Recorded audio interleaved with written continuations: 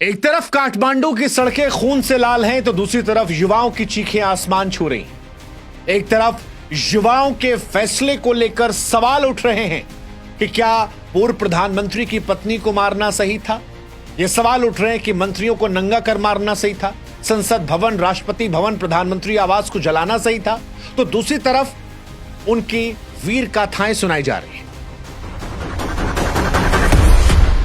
ये कहा जा रहा है कि इतिहास की ये पहली क्रांति है जहां बिना किसी नेता के जेनजी ने सत्ता को हटा कर रख दिया।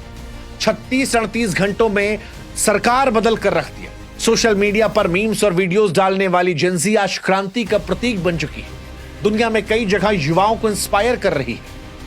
वो सरकार जो सोशल मीडिया को बैन करके इन्हें कमजोर कर रही थी, जेनजी उसे सत्ता से ही उखाड़ फेंकती है। 38 घंटों के अंदर प्रधानमंत्री कुर्सी गर्त में समा जाती है। लेकिन सवाल यह है कि वो आंदोलन जो शांतिपूर्ण तरीके से शुरू हुआ था, वो कैसे असाधारण विद्रोह में तब्दील हो गया? क्या वजह रही? ये सवाल बड़ा महत्वपूर्ण है, क्योंकि जब आप जड़ में जाएंगे तो आपको दिखाई पड़ेगा कि वो जेनजी जो हाथों में तख्तियां लेकर प्रोटेस्ट कर रहे थे, वो जो कह रहे थे कि सोशल मीडिया को बैन ना कीजिए, वो आज उग्र थे। उनका गुस्सा उग्र था। और ये गुस्सा यूं ही नहीं था। ये 38 घंटे में जो सरकार बदली है, ये यूं ही नहीं है। इसमें भ्रष्टाचार भी है, बेरोजगारी भी है, भाई भतीजावाद भी है, जेनजी की खूनी जंग भी है। और ये सब मिलाकर उस नेपाल को जो कभी शांति का प्रतीक था, आज अस्थिरता में डाल दी। नेपाल क्यों जला, कैसे जला, इसे अगर आपको समझना है तो 4 सितंबर से कहानी शुरू करना पड़ेगा, जब एक बैंड ने चिंगारी जलाई थी, बाद में जिसे पुलिस की गोलियों ने आग में तब्दील कर दिया। एक ऐसी आग जो आज नेपाल के हर जिले में जल रही है। एक ऐसी आग जिसमें झुलसकर पूर्व प्रधानमंत्री की पत्नी मर चुकी है। एक ऐसी आग जिसमें झुलसकर सारी सरकार बाहर हो चुकी है। और एक ऐसी आग जिसने नेपाल को अस्थिरता के दौर में डाल दिया है। इस कहानी को शुरू से शुरू करते हैं और यह समझते हैं कि नेपाल में जो बच्चे शांतिपूर्ण प्रदर्शन कर रहे थे, वो गुस्से में आकर अपने ही देश की संपत्ति को नुकसान क्यों पहुंचाने लगे। कहानी 4 सितंबर से शुरू होती है। 4 सितंबर 2025 को ओली सरकार ने Facebook, Instagram, YouTube, WhatsApp, x समेत 26 प्लेटफॉर्म बैन कर दिए। कहा रजिस्ट्रेशन नियम तोड़ रहे हैं। बच्चे जो थे वो यहां परेशान हुए, क्योंकि उन्हें लगा कि नेता का लड़का जो है वो तो आलीशान जिंदगी जी रहा है। और यहीं से नेपो किड्स और नेपो बेबीज हैशटैग शुरू किया गया। नेपाल की आबादी में जो लाखों करोड़ों बच्चे थे, वो सड़कों पर उतर आए, स्कूल यूनिफॉर्म में उतरे, हाथों में किताब थी, नारे लगाते। शांतिपूर्ण प्रदर्शन था। वो मांग कर रहे थे कि उनकी बात मान ली जाए। शुरुआत में आंदोलन में कॉलेज के बच्चे किताब का बैनर लेकर थे, भ्रष्टाचार और नेपोटिज्म को लेकर आवाज उठा रहे थे। लेकिन सत्ता कई बार अंधकार में चली जाती है, सत्ता अभिमान में चली जाती है, सत्ता को लोगों से कनेक्शन खत्म हो जाता है। और नेपाल में भी यही हुआ। नेपाल की सरकार अपने ही बच्चों को दुश्मन समझने लगी। नेपाल की सरकार यह भूल गई कि ये उनके बच्चे हैं, उनके मुल्क के बच्चे हैं। और 8 सितंबर को पुलिस ने काठमांडू में इन बच्चों पर गोलियां चला दी। 20 बच्चे मारे गए, 300 से ज्यादा घायल हुए।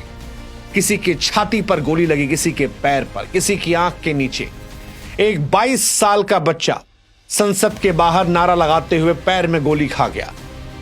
एक और वीडियो आया जिसमें बच्चे कह रहे थे कि छाती पर गोली खाई, ये नेपाल का खून है। एक जूता दिखाई पड़ा जो खून से सना हुआ था, मृत छात्र का, सोशल मीडिया पर वायरल हुआ। लोगों ने हैशटैग चलाया ब्लडी शू नेपाल। और ये हैशटैग, ये तस्वीरें दुनिया भर में ट्रेंड की। ये वो तस्वीर थी जिसने नेपाल के लोगों के मन में गुस्सा भर दिया।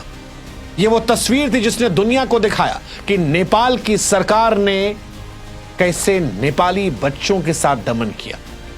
ये वो तस्वीर थी जिसके बाद इन बच्चों ने शांतिपूर्ण प्रदर्शन को छोड़ दिया। और फिर जो कुछ हुआ वो दुर्भाग्यपूर्ण था। राजीव गांधी साहब ने एक बार इंदिरा गांधी जी की मौत के बाद कहा था कि जब बड़ा पेड़ गिरता है तो धरती हिलती रहती है। 20 बच्चों की मौत हुई थी। ये बच्चे अपना आपा खो बैठे और फिर फायरिंग का आदेश देने वाले डीजीपी को प्रदर्शनकारियों ने मार दिया। वो मीडिया चैनल जो बच्चों के हित की बात नहीं दिखा रहे थे, जो सरकार के भोंपू बने बैठे थे, उन चैनलों पर हमला कर दिया गया। टीवी स्टेशन को आग लगा दिया गया, मंत्रियों को निशाना बना दिया गया। नेपाल के वित्त मंत्री विष्णु पौडेल को गली में पीटा गया, दौड़ा दौड़ा कर। कच्छा पहन के उनका वीडियो वायरल हो रहा है। नेपाल के ऊर्जा मंत्री दीपक खड़का के घर से लाखों रुपए हवा में उड़ा दिए गए।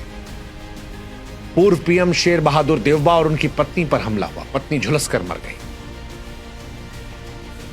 शांतिपूर्ण प्रदर्शन जो था वो खूनी क्रांति में तब्दील हो गया।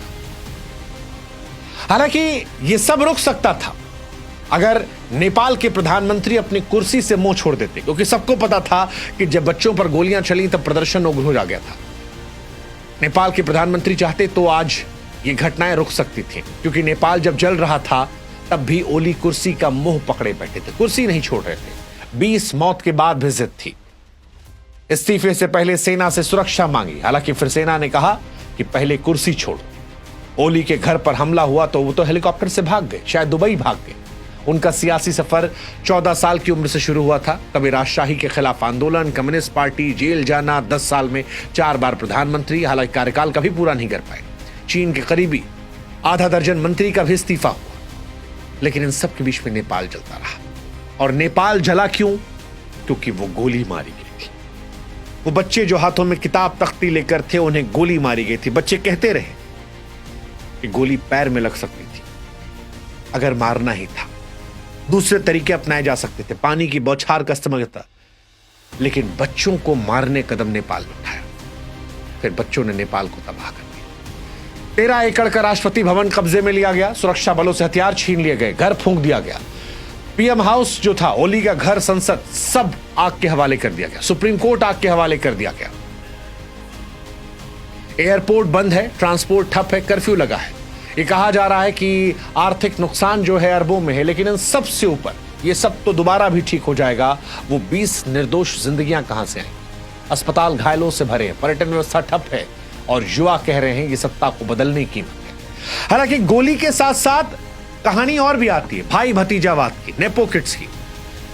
नेपाल में बीते कई समय से चल रहा है कि नेपाल में नेताओं के बच्चे मौज काट रहे हैं। सोशल मीडिया पर दिखाई पड़ता है, प्राइवेट जेट में घूमते हैं, विदेशी कारों में चलते हैं, महंगे वेकेशन जाते हैं। नेपो किड, नेपो बेबी, ये लगातार ट्रेंड हो रहे थे। 20 अमीरों के पास संपत्तियां हैं, 56%। युवा चिल्लाए कि हमारे टैक्स पर ये मौज काटते हैं, और यहीं से कहानी पलट गई। भ्रष्टाचार जो था उसमें आग में घी का काम कर गया। ट्रांसपेरेंसी थी नहीं। नेपाल जो है वो दक्षिण एशिया का सबसे भ्रष्ट देश है।